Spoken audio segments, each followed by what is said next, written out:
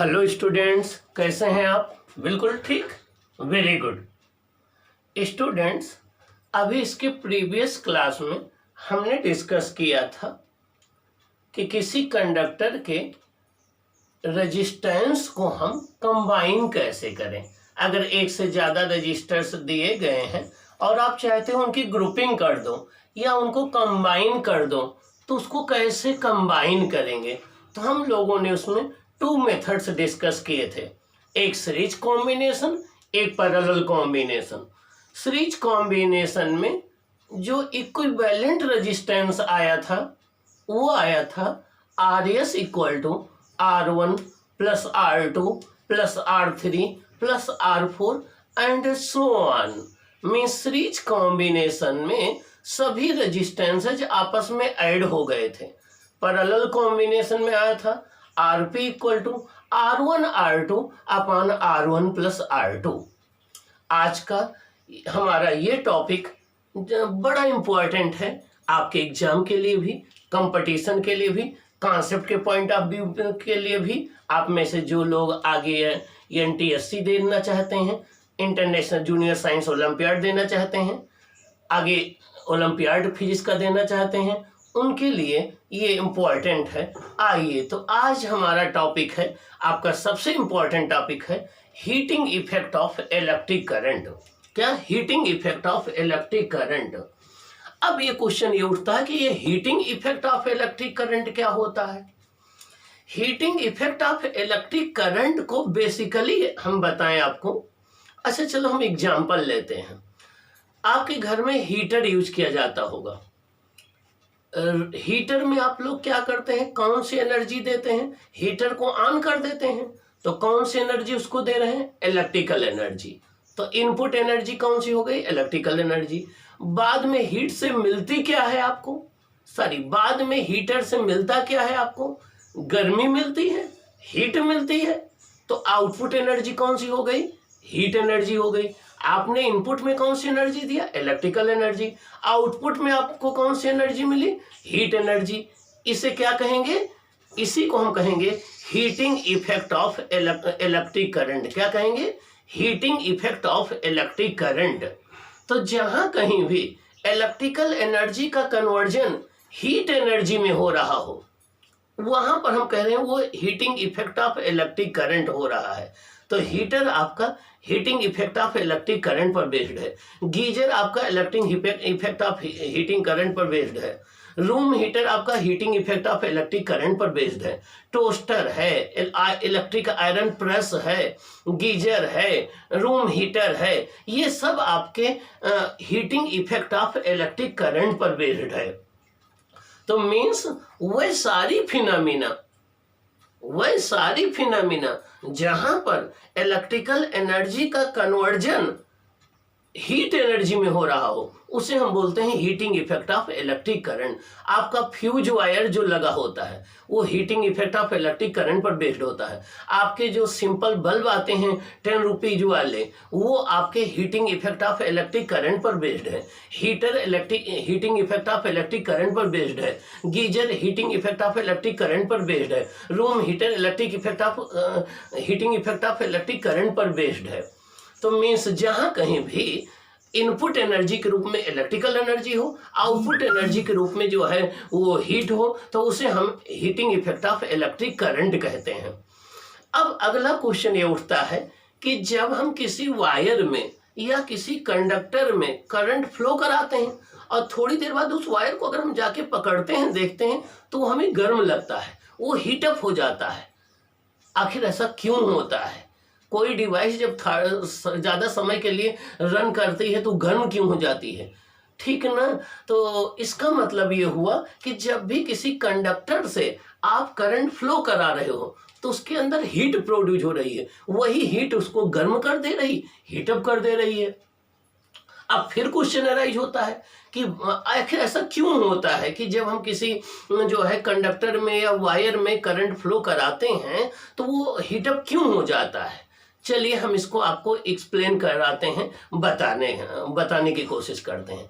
चलो देखो, कोई भी मेटल का वायर है, मेटल के वायर के अंदर हैं कौन? दो लोग, एक है फ्री इलेक्ट्रॉन जिनकी संख्या बहुत ज्यादा है, और एक है पॉजिटिव आयन जिनमें से ये इलेक्ट्रॉन निकल चुके हैं, वो अपने जगह पर वाइब्रेट कर रहे हैं। जब आप किसी कंडक्टर को किसी पोटेंशियल डिफरेंस से जोड़ देते हो, जब आप किसी कंडक्टर को किसी बैटरी से जोड़ देते हो, तो उस कंडक्टर के दोनों एंड के क्रॉस एक पोटेंशियल डिफरेंस स्टेब्लिश हो जाता है। ये पोटेंशियल डिफरेंस उसके अंदर जो फ्री इलेक्ट्रॉन है उनको एनर्जी प्रोवाइड करता है, उनको पुश करता है, और उस एनर्जी की वजह से इलेक्ट्रॉन जो है वो निगेटिव से पॉजिटिव की तरफ, लो पोटेंशियल से हाई पोटेंशियल की तरफ चलना शुरू कर देते हैं फ्री इलेक्ट्रॉन। अब अगर रास्ते में कोई ना होता तब तो उनकी एनर्जी बढ़ती जाती, उनकी काइनेटिक एनर्जी बढ़ती जाती, क्योंकि बैटरी ने उनको एनर्जी दिया है। बैटरी के अंदर केमिकल एनर्जी थी, उसने उसको कन्वर्ट करके पोटेंशियल डिफरेंस एस्टेब्लिश किया और इन फ्री इलेक्ट्रॉन्स को एनर्जी दिया काइनेटिक एनर्जी के फॉर्म में। तब तो उनकी काइनेटिक एनर्जी इंक्रीज होती जाती और बैटरी के द्वारा दी गई केमिकल एनर्जी इलेक्ट्रॉन की काइनेटिक एनर्जी में कन्वर्ट होती। लेकिन हुआ क्या, जब ये फ्री इलेक्ट्रॉन चले उस कंडक्टर के अंदर निगेटिव टर्मिनल से पॉजिटिव की तरफ, लो पोटेंशियल हाई पोटेंशियल की तरफ, तो उसके अंदर जो पॉजिटिव आयन थे उनसे इनका कोलिजन हो गया। जब कोलिजन हो गया तो जो एनर्जी इलेक्ट्रॉन्स को मिल चुकी थी बैटरी के द्वारा, वो एनर्जी इन्होंने उन पॉजिटिव आयन जिनसे जाके टकरा गए, कोलाइड करके उनसे शेयर कर ली, और शेयर की तो अपनी काइनेटिक एनर्जी उन आयंस को ट्रांसफर कर दी। जब आयंस को ट्रांसफर कर दी, आयन को थर्मल एनर्जी मिल गई, तो वो अपने जगह पर बहुत तेजी से रैंडम वाइब्रेशन करने लगे। उनका वाइब्रेशन जो है, अभी तक वो धीरे धीरे ऐसे ऐसे वाइब्रेट कर रहे थे, अब एनर्जी मिल गई, बहुत तेज से वाइब्रेट करने लगे। उनका रैंडम वाइब्रेशन इंक्रीज कर गया, रैपिड वाइब्रेशन इंक्रीज कर गया। जब वो मोर विगोरसली वाइब्रेट करने लगे, रैंडम वाइब्रेट करने लगे, तो जो काइनेटिक एनर्जी इलेक्ट्रॉन की मिलनी थी वो वाइब्रेशनल एनर्जी ऑफ एटम या आयन में कन्वर्ट हो गई। और ये जो वाइब्रेशनल एनर्जी है, रैंडम वाइब्रेशनल एनर्जी है, ये हीट का एक फॉर्म होती है, यही जो है हीट के रूप में कन्वर्ट होती है, यही हीट है। इसी हीट की वजह से वो कंडक्टर गर्म हो जाता है, हीट अप हो जाता है। तो ये और इस यही कहलाता है, इसी को हम बोलते हैं heating effect of electric current. अब फिर आपके माइंड में क्वेश्चन उठ रहा होगा कि सर हम इस हीट को कैलकुलेट कैसे करते हैं? वेरी इजी, बहुत आसान तरीका है बेटा। मैं आपको बताऊं कि बहुत आसान है कि जब करंट फ्लो कर रही किसी कंडक्टर में, तो जितनी हीट प्रोड्यूस्ड होगी वो तीन बातों पर डिपेंड करेगी। नंबर एक, ये देखो कि कितने समय तक कोलिजन फ्री इलेक्ट्रॉन का हो रहा है आयन से। ज्यादा समय तक कोलिजन होगा, ज्यादा हीट प्रोड्यूस होगी, कम समय तक होगा, कम प्रोड्यूस होगी। इसका मतलब एक तो जितनी हीट प्रोड्यूस्ड होगी वो टाइम पर डिपेंड करेगी, कितने टाइम तक करंट को आप फ्लो करा रहे हो। दूसरा किस बात पर डिपेंड करेगा, अगर ज्यादा करंट फ्लो कराओगे तो ज्यादा नंबर ऑफ इलेक्ट्रॉन पर सेकंड गुजरेंगे, ज्यादा नंबर ऑफ इलेक्ट्रॉन पर सेकंड गुजरेंगे तो उस केस में ज्यादा हीट प्रोड्यूस होगी। और अगर आप कम इलेक्ट्रॉन गुजरोगे पर सेकंड तो कम जो है हीट प्रोड्यूस होगी। लेकिन नंबर ऑफ इलेक्ट्रॉन पर सेकंड से करंट होती है, इसका तो करंट ज्यादा होगी तो हीट ज्यादा होगी, करंट कम होगी तो हीट कम होगी। इसका मतलब हीट प्रोड्यूस डिपेंड करती है amount of current flowing per. तो एक टाइम पर डिपेंड करती है, एक अमाउंट ऑफ करंट पर डिपेंड करती है। दूसरा, अगर कोलिजन ज्यादा होंगे तो रेजिस्टेंस ज्यादा होगा, अगर रेजिस्टेंस ज्यादा होगा तो इलेक्ट्रिकल एनर्जी हीट में कन्वर्ट ज्यादा होगी, तो हीट ज्यादा प्रोड्यूस होगी। इसका मतलब उस वायर के, उस कंडक्टर के रेजिस्टेंस पर डिपेंड करेगी। इसका मतलब हीट प्रोड्यूस्ड किसी कंडक्टर में वो तीन बातों पर डिपेंड करेगी। एक तो करंट जो फ्लो कर रही है उस पर डिपेंड करेगी, दूसरा जो है वो रेजिस्टेंस ऑफ द कंडक्टर पर डिपेंड करेगी, तीसरा टाइम पर डिपेंड करेगी, कितने टाइम तक करंट फ्लो करा रहे हो आप। अब जब 1841 में एक थे जूल, उन्होंने जेम्स प्रेस्कॉट जूल, उन्होंने इस पर एक्सपेरिमेंट किया। एक्सपेरिमेंट करके ये देखा कि किसी कंडक्टर में जो हीट प्रोड्यूस होती है वो करंट के स्क्वायर के डायरेक्टली प्रोपोर्शनल में होती है, ये प्रोपोर्शनल आई स्क्वायर। दूसरे, हीट प्रोड्यूस रेजिस्टेंस के डायरेक्टली प्रोपोर्शनल में होती है, ये प्रोपोर्शनल आर। और हीट प्रोड्यूस टाइम के डायरेक्टली प्रोपोर्शनल है, H प्रोपोर्शनल T। इन तीनों इक्वेशन को ज्वाइन कर दीजिए तो H equal to I square R T, H equal to I square R T. ये आपका हीट प्रोड्यूस का फार्मूला मिल जाता है जिसे हम बोलते हैं जूल लॉ ऑफ हीटिंग। क्या बोलते हैं? Joule law of heating. तो आइए हम इसको देखते हैं जूल लॉ ऑफ हीटिंग क्या है। देखिए टॉपिक है आपका heating effect of electric current. क्या है? Heating effect of electric current. Question है why a conductor becomes hot when current is pass through it. जब किसी कंडक्टर से हम करंट पास करते हैं तो वो हॉट क्यों हो जाता है, गर्म क्यों हो जाता है? आइए हम डिस्कस करते हैं। एक्सप्लेनेशन इसकी देखिए। ये कोई हमने आपके सामने कंडक्टिंग वायर बना रखा है। देखिए कंडक्टिंग वायर बना रखा है, बहुत सुंदर बना रखा ना, देखो। हाँ, ये इसका पॉजिटिव टर्मिनल है, ये इसका निगेटिव टर्मिनल है। मींस हमने पोटेंशियल डिफरेंस अप्लाई किया है किसी बैटरी या कोई वोल्टेज सोर्स जोड़ करके।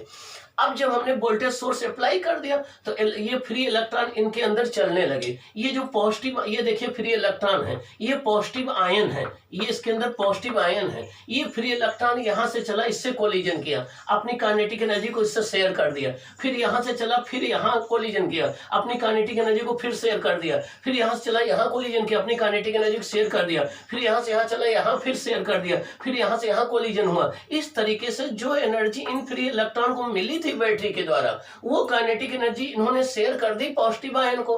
और जब शेयर कर दी, ये देखिए इलेक्ट्रॉन जा रहा है ड्रिफ्ट वेलोसिटी से, इससे टकराया, शेयर कर दिया। और अब जो ये पॉजिटिव आयन है इनका रैंडम वाइब्रेशन इंक्रीज हो जाएगा और यही वाइब्रेशनल एनर्जी हीट होती है। और ये आयन इस वायर के अंदर है तो वायर को एनर्जी ट्रांसफर हो जाएगी, वायर हीट अप हो जाएगा। तो आइए कैसे एक्सप्लेन करते हैं। When a potential difference is applied across a conductor, free electron get energy in form of kinetic energy and are drifted from lower potential to higher potential. While moving, they collide with the positive ion in the metal. मतलब क्या हुआ कि जब भी potential difference किसी conductor के cross apply करते हैं, फ्री इलेक्ट्रॉन को एनर्जी मिल जाती है उस बैटरी से काइनेटिक एनर्जी के फॉर्म में, और फ्री इलेक्ट्रॉन लोअर पोटेंशियल से हायर पोटेंशियल की ओर मूव करना शुरू करते हैं। जब वो मूव करते हैं तो वो पॉजिटिव आयन से कोलिजन करते हैं, कोलिजन करके उनसे अपनी एनर्जी शेयर कर देते हैं और आयंस का रैंडम वाइब्रेशन इंक्रीज हो जाता है। This increases the of vibrational of ion, इससे आयन का वाइब्रेशन इंक्रीज हो जाता है। And this vibration energy is in the form of heat, यही जो वाइब्रेशनल एनर्जी होती है आयन की, यही हीट होती है। Hence the conductor is heat up, इसलिए कंडक्टर गर्म हो जाता है, हीट अप हो जाता है। Thus we conclude that energy supplied to a electron by battery is converted into heat due to resistance of conductor। इससे हम ये कंक्लूजन निकालते हैं कि जो भी एनर्जी दी गई इलेक्ट्रॉन को बैटरी ने दिया, वो रेजिस्टेंस के कंडक्टर की वजह से हीट में कन्वर्ट हो गई। अब हम expression for the heat energy, heat energy के लिए हमें एक्सप्रेशन निकालना है। इट इज ऑब्जर्व दैट, ऐसा ऑब्जर्व किया गया एक्सपेरिमेंटली, क्या the greater the number of electron flowing per second means current, the greater will be the number of collision and greater will be the heat produced. अगर हम current ज्यादा flow करेंगे conductor में तो ज्यादा कोलिजन होगा, heat ज्यादा produce होगी। पहली बात ये ऑब्जर्व की गई। The heat produced also depends upon the resistance of the conductor, which decides the difficulty with which the electron flow। Means उस कंडक्टर का रेजिस्टेंस जो है वो भी डिसाइड करेगा कि कितनी डिफिकल्टी हो रही है इलेक्ट्रॉन को, कितनी उनकी काइनेटिक एनर्जी हीट में कन्वर्ट हो रही है, तो रेजिस्टेंस पर डिसाइड करेगा। तीसरा, if the current flow for a longer time more number of collision will be take place and more heat will produced. अगर जो है करंट ज्यादा समय तक फ्लो करेगी तो ज्यादा कोलिजन होगा, ज्यादा कोलिजन होगा तो ज्यादा हीट प्रोड्यूस होगी। इसका मतलब टाइम पर डिपेंड करेगा। कंक्लूजन क्या हुआ? 10 we conclude that heat produced depends upon, हम ये कंक्लूड कर रहे हैं कि हीट प्रोड्यूस डिपेंड करेगी किन पर? 3 बातों पर। करंट आई पर डिपेंड करेगी, कंडक्टिंग वायर के रेजिस्टेंस आर पर डिपेंड करेगी, और जो है टाइम जितने समय के लिए वो करंट फ्लो करेगी उस पर डिपेंड करेगी। अब 1841 में जूल साइंटिस्ट ने एक्सपेरिमेंट किया। उन्होंने ये देखा कि किसी कंडक्टर में हीट जो प्रोड्यूस होती है उसको एच बोले और उसमें से फ्लो होने वाली करंट आई हो तो एच प्रोपोर्शनल आई स्क्वायर होता है। ये फर्स्ट इक्वेशन है। एच प्रोपोर्शनल आर होता है, आर रेजिस्टेंस है उस कंडक्टर का। एच प्रोपोर्शनल टी होता है, टी टाइम है जितने टाइम के लिए फ्लो कर रही है, तो H proportional I square R T हो जाएगा, या एच इक्वल टू के आई स्क्वायर आर टी आ जाएगा, जहां के एक प्रोपोर्शनलिटी कांस्टेंट है। एक्सपेरिमेंट के द्वारा के की वैल्यू 1 हो गई, तो H equal to I square R T, ये H equal to I square R T, यही है हीट प्रोड्यूस्ड का फॉर्मूला। अब यहाँ देखिए, अगर हीट को 2 टाइम्स कर देंगे, अगर करंट को 2 टाइम्स कर देंगे तो हीट 4 टाइम्स हो जाएगी, करंट को 3 टाइम्स कर देंगे हीट 9 टाइम्स हो जाएगी, रेजिस्टेंस को डबल कर देंगे हीट डबल हो जाएगी, रेजिस्टेंस को हाफ कर देंगे हीट हाफ हो जाएगी, टाइम डबल कर देंगे हीट डबल हो जाएगी। अब देखें इसके और भी फॉर्मूले हैं। पहला फॉर्मूला होगा H equal to I square R T, दूसरा आई इक्वल टू होता है वी अपान आर, तो V square upon R square into T करेंगे, एक आर कैंसिल हो जाएगा, V square upon R into T. अगला आर इक्वल टू होता है वी अपान आई, तो वी अपान आई करेंगे, आई कैंसिल हो जाएगा, वी आई टी हो जाएगा। तो आपके पास 3 फॉर्मूले आ गए, ये equal to I square R T, V square upon R into T और वी आई टी। क्या ये 3 फॉर्मूले हैं। अब इन तीनों फॉर्मूले का यूज कब करेंगे मैं ये बता दूं, जब आपका कांस्टेंट करंट फ्लो करेगी, जैसे सीरीज में होता है, जब कांस्टेंट करंट फ्लो करेगी तो H equal to I square R T use करेंगे हम लोग। जब कांस्टेंट पोटेंशियल डिफरेंस होगा तो V square upon R into T use करेंगे। जब बैटरी के द्वारा वर्क डन पूछा जाएगा तो वी आई टी यूज करेंगे। ओके, तो देखिए, दस conversion of electrical energy into heat is called the heating effect of electric current. तो इस तरीके से हमने क्या देखा कि इलेक्ट्रिकल एनर्जी का हीट में कन्वर्ट होना heating effect of electric current कहलाता है। यहाँ पर जो ये आएगा जूल में आएगा, किस में आएगा, जूल में आएगा। लेकिन हमें पता है हीट की प्रैक्टिकल यूनिट कैलोरी होती है, क्या होती है, कैलोरी होती है, और 1 कैलोरी होता है 4.2 जूल। क्या होता है, 1 कैलोरी होता है 4.2 जूल। देखिए 4.2 जूल। तो अगर हम कैलोरी में इसको एक्सप्रेस करना चाहते हैं तो ये हो जाएगा I square R T upon 4.2, V square upon 4.2 R into T, V I T upon 4.2, ये कैलोरी में आ जाएंगे सारे फॉर्मूले। अब एक बात ध्यान रखना, अगर करंट कांस्टेंट है, करंट सब में सेम है, तो आप एच प्रोपोर्शनल आर के होगा, क्योंकि H equal to I square R T है। अगर करंट कांस्टेंट है तो आप ये वाला फॉर्मूला यूज करेंगे, कौन सा, ये यूज करेंगे, H equal to I square R T. तो एच किसके प्रोपोर्शनल में होगी, रेजिस्टेंस के डायरेक्टली प्रोपोर्शनल में होगी। अगर पोटेंशियल कांस्टेंट है, जैसा कि पैरेलल कॉम्बिनेशन में होता है, तो आप एच प्रोपोर्शनल 1 अपान आर का यूज करेंगे। तब आप इस फॉर्मूले का यूज करेंगे V square upon R into T, तो यहाँ पर एच आर की इनवर्सली प्रोपोर्शनल में हो जाएगी। तो कोई अगर आपसे पूछे कि बताइए एच आर के डायरेक्टली भी होती है, इनवर्सली भी होती है आर के, ऐसा कब है, तो उसको सीधे बोल देना कि जब कांस्टेंट करंट फ्लो करेगी तो एच जो है आर के डायरेक्टली प्रोपोर्शनल में होगी। जब कांस्टेंट पोटेंशियल डिफरेंस होगा तो एच 1 अपान आर के डायरेक्ट प्रोपोर्शनल में आएगी। अब क्या इज इट ऑलवेज यूजफुल, क्या हमेशा हम चाहते हैं कि हीट प्रोड्यूस हो, नहीं, नो नो नो, ये हमेशा यूजफुल नहीं है। अगर आप इलेक्ट्रिक करंट को हीटर में, गीजर में, टोस्टर में फ्लो करा रहे हो, जहां आप चाहते ही वो हीट प्रोड्यूस करना, तब तो ये यूजफुल है। लेकिन मान लीजिए एसी में, आपका मोबाइल में, आपका जनरेटर में अगर इन डिवाइसेज में करंट फ्लो कर रही है, वायर में फ्लो कर रही है, तो वहां तो आप नहीं चाहते हीट प्रोड्यूस हो, क्योंकि वो डिवाइस आपकी गर्म हो जाएगी, हीटअप हो जाएगी, उसकी इफिशिएंसी कम हो जाएगी, तो ये अनडिजायरेबल होता है। हम चाहते हैं हीट ना प्रोड्यूस हो। दूसरे, जब हम पोल्स के थ्रू इलेक्ट्रिकल पावर को एक जगह से दूसरे जगह भेजते हैं, तो उन पोल में जो वायर लगे होते हैं उनके रेजिस्टेंस की वजह से इलेक्ट्रिकल एनर्जी हीट में कन्वर्ट हो जाती है, वो लॉस हो जाती है, तो ये अनडिजायरेबल है। तो हम चाहते हैं कि वहां पर इलेक्ट्रिकल एनर्जी का लॉस कम से कम हो, तो ये यूजफुल भी है, अनयूजफुल भी है। तो हम चाहते, कुछ जगहों पर हम चाहते हैं कि ये हीट ना प्रोड्यूस हो, कुछ जगह पर हम चाहते हैं ज्यादा प्रोड्यूस हो, तो ये दोनों है। ओके, अब हम डिस्कस करेंगे नेक्स्ट क्लास में इलेक्ट्रिकल एनर्जी क्या है, फिर इलेक्ट्रिकल पावर क्या है, फिर उसकी कॉमर्शियल यूनिट क्या है। ओके।